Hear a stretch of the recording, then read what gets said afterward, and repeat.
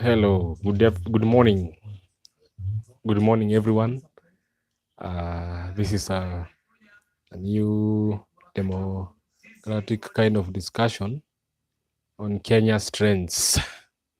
And today, as you've seen in the current newspapers, the Kenya's trends, whereby we're going to start with, first of all, before I start, I want to welcome all of you to this live that is mostly is going to be interactive, educative, and also above all some kind of informative.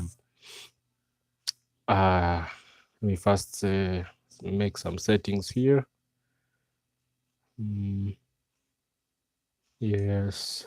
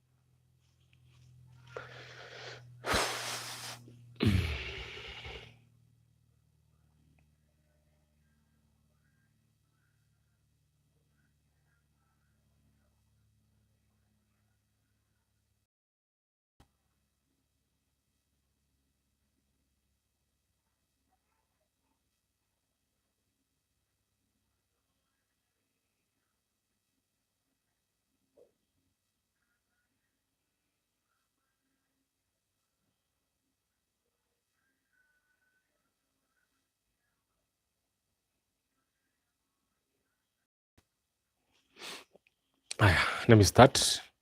This is Cleme Karuga. Welcome to this discussion. This is another discussion on a kind of educative, informative kind of discussion podcasts. I'm going to start with Kenya's trend, where we have the Interpol report that has been released today regarding shillings 491.6 million, approximately 500 million that was lost according to SwimSwap fraud and mobile money transfers, cybercrime. So as far as that is concerned, according to the Interpol report, is that we have the key highlights of the report. I'm going to just read the way it is. The scale of the losses. We have financial impact. Fraudsters stole 491.6 million Kenyan shillings directly from Kenyan victims' mobile money wallets and linked bank accounts. So this happens. This is a case, a crime that has been happening since the time immemorial, since the time where we've had the people knew that technology can be used in a different way, also in a negative way, where people just scam. They scam they scam, especially their clients, scamming their clients. This is whereby a person can ask you if you have an account, an active account. Then after that, they deposit some kind of money to your account. Then you end up being caught at the end by the Interpol. The Interpol is the international police. Yeah, so now this one is the one which investigates international cases regarding cybercrime.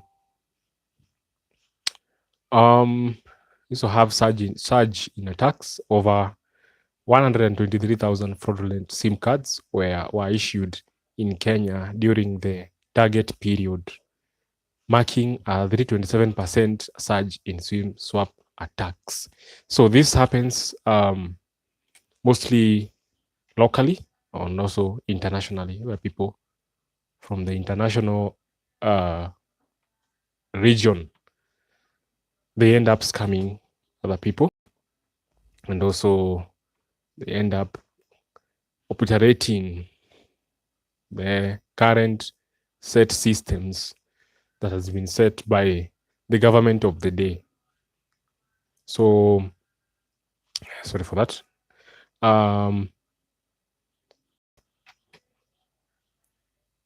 In this case, over 123,000 fraudulent SIM cards were issued in Kenya during the target period. This is whereby Safaricom, Airtel, and also other services, other companies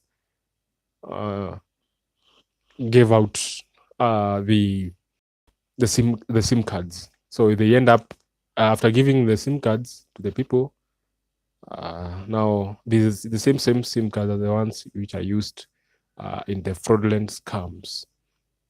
You also have regional cyber hotspot.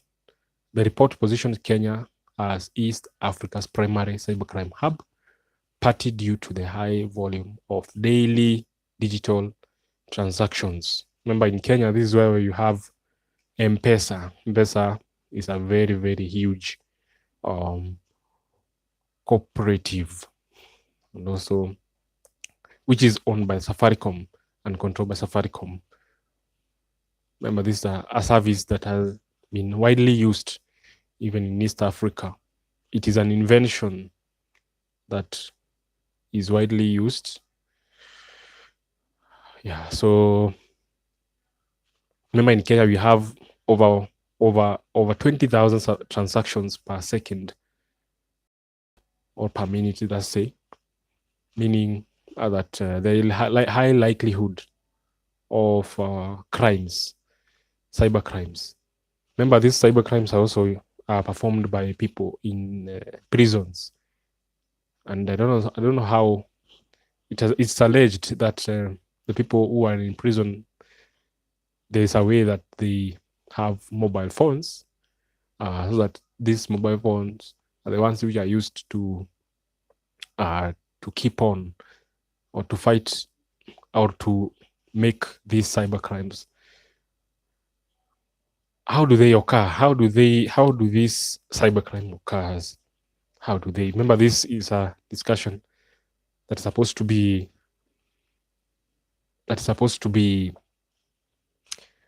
educative and also informative to the people who use M-Pesa, who use mobile phones, who use other devices and other transactions. Welcome those people who are joined us. That is, we have Zedric, Henry, Onyango. Yeah, welcome. Hi. Welcome. This discussion. How do these frauds occur? How do they occur? Remember, this is supposed to be something that this information is very, very vital for all of us, because we do these transactions each and every day.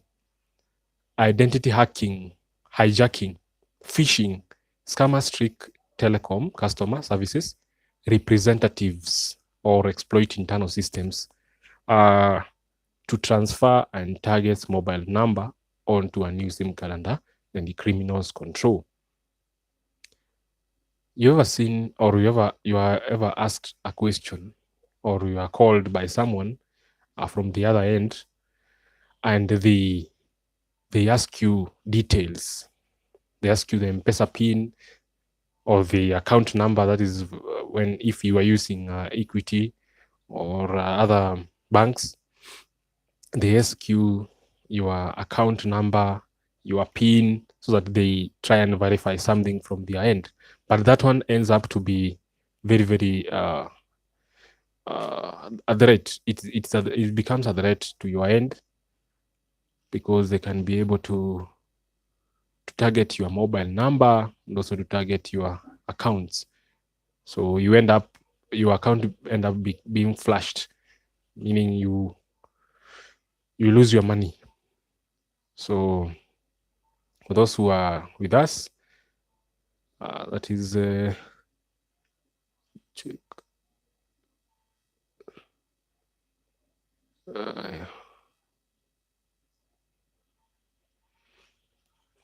So we also have account compromise, where your account become compromised. Once the victim loses network signal, the fraudsters intercept one-time passwords, that is OTPs, and SMS security codes to drain M-Pesa or Airtel money balances and access mobile banks apps.